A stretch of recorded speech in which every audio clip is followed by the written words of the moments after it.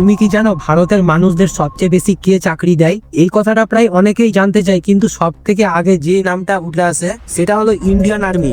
আর আর্মিতে কাজ করে 14 লাখেরও বেশি মানুষ। তারপর 2 নম্বরে আসে ভারতীয় রেলওয়ে। রেলে চাকরি করে প্রায় 12 লক্ষেরও বেশি মানুষ। কিন্তু একটা কথা মনে রাখো, আর্মি আর রেলওয়ে কিন্তু সরকারি চাকরি। এবার আসি বেসরকারি কোম্পানিতে, তাহলে সবার আগে টাটা কোম্পানির নাম উঠে আসে। টাটা গ্রুপের বিভিন্ন কোম্পানিতে 9 লক্ষেরও বেশি মানুষ কাজ করে। এরপর বড় প্রাইভেট কোম্পানির মধ্যে আছে রিলায়েন্স কোম্পানি। রিলায়েন্সে কাজ করে 2,36,000 জন মানুষ। তারপর আসে ইনফোসিস কোম্পানি। ইনফোসিস কোম্পানিতে কাজ করে 2,21,000 জন মানুষ। এবার তাহলে একটা চমকে দেওয়ার মতো কথা বলি, আমরা অনেকেই মনে করি আদানি গ্রুপ চাকরি দেওয়ার দিক থেকে সবচেয়ে বড়, কিন্তু আসলে তা নয়। আদানি গ্রুপের কোম্পানি টপ 25-এর লিস্টেও পড়ে না, কারণ সেখানে কাজ করে মাত্র 23,000 জন মানুষ। কিন্তু যদি কোম্পানি না দেখে মানুষের উপকারের দিকটা দেখি, তাহলে সবার আগে নাম উঠে আসে আমুল কোম্পানির। কারণ এই আমুল কোম্পানির কারণে 36 লক্ষেরও বেশি কৃষক মানুষের সংসার চলে।